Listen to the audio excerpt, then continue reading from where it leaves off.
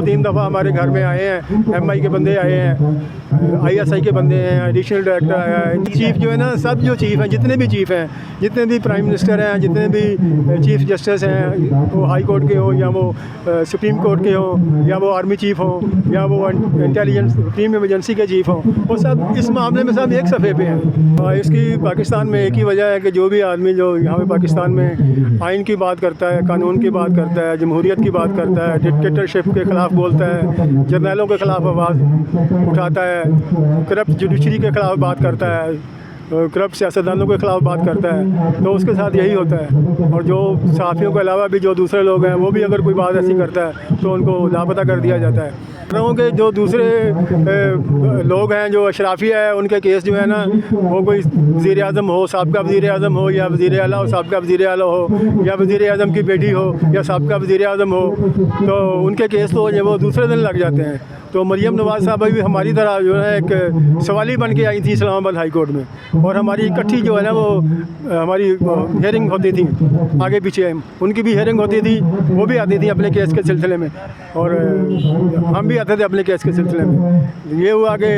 आप देख रहे हैं कि मरियम नवाज़ साहबा जो है वो उनका केस भी ख़त्म हो गया, सारा कुछ हो गया, वो अहल भी हो गई, उन्होंने इलेक्शन भी लड़ लिया, जीत भी लिया, और वो पंजाब की वो CM बन के भी बैठी हुई हैं। लेकिन हमारे केस की जो है वो हेयरिंग ही एक साल तक हेयरिंग ही नहीं होती। ये बात यही है कि यहाँ पे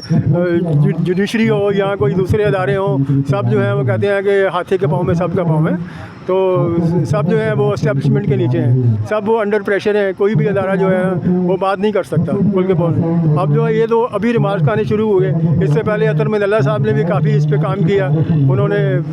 ऑर्डर के ज़रिए जो है इमरान खान को कहा कि PM हाउस में जो इनके लवाहिकीन हैं, पेरेंट्स हैं, उनको बुलाएं और उनके जो तहफ़्फ़ुज़ात हैं उनको दूर करें। तो उन्होंने कहा कि PM हाउस में कैबिनेट कमेटी में बुलाएं, लेकिन क्या हुआ कि इमरान खान ने हमें PM हाउस में बुलाया, कैबिनेट कमेटी नहीं थी, क्योंकि कैबिनेट कमेटी में जो उनके लोग थे, फवाद चौधरी था, फ़रोग नसीम था, शेख रशीद था, वो बावजूद नहीं आए क्योंकि वो उनके लोग थे। तो वहाँ पे कौन थी? सिर्फ ईमान मुजारी की वालदा जो इंसानी हकूक़ की मिनिस्टर है, शीरी मुजारी, सिर्फ वो थी। सारी काबीना में सिर्फ एक मिनिस्टर वहाँ पे थी, और वो शायद हमारे साथ ज़ाती हमदर्दी की वजह से थी, तो या वो उनकी बात उन्होंने नहीं मानी। तो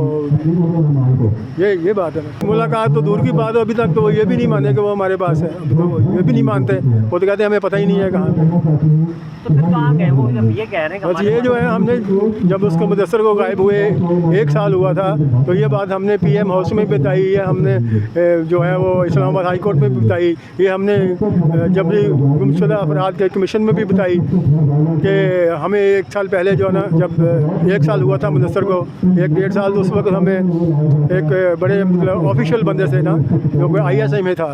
और रिलेटिव था मुदस्सर की बीवी का, बहुत क्लोज रिलेटिव था, उसने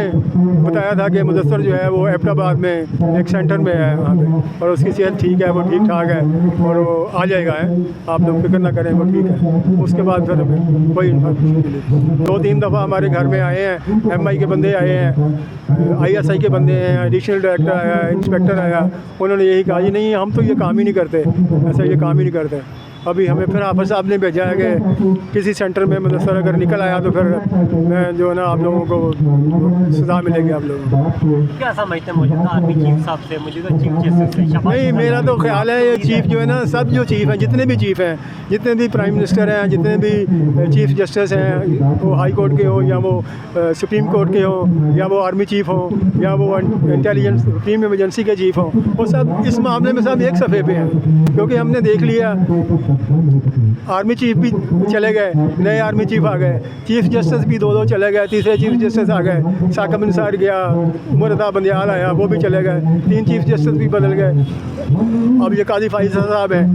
इन्होंने भी कुछ इनिशिएटिव नहीं लिया, इनके पास भी केस लगा हुआ है, कितने साल हो गए,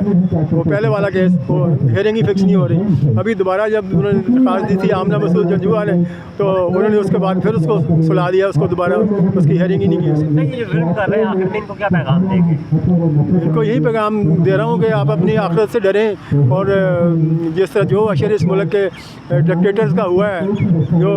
एजेंसीज़ के लोग जिन्होंने ये जुल्म किए हैं, उनके साथ जो कुछ हुआ है, ये उससे सबक हासिल हासिल करें, उससे डरें और अपने अंजाम को जो है वो अभी से पहचान लें। जिस तरह जो हशर यहाँ पे परवेज़ मुशर्रफ का हुआ है, जिस तरह वो जलालत की ज़िंदगी उठा के वो फौत हुआ है, उसको पाकिस्तान में फौत होने के लिए जगह भी उसको नहीं मिली, और इस तरह मतलब चंद एक लोगों में उसका जनाजा हुआ है, किसी उसके फनल में भी कोई बंदा शरीक नहीं हुआ। ज़िया के साथ क्या हुआ, मुशर्रफ के साथ क्या हुआ, अभी अब फैज़ हमीद की बारी है, कल को कमर जवेद बाजवा की बारी आ जाए। ऐसे ही उनके लिए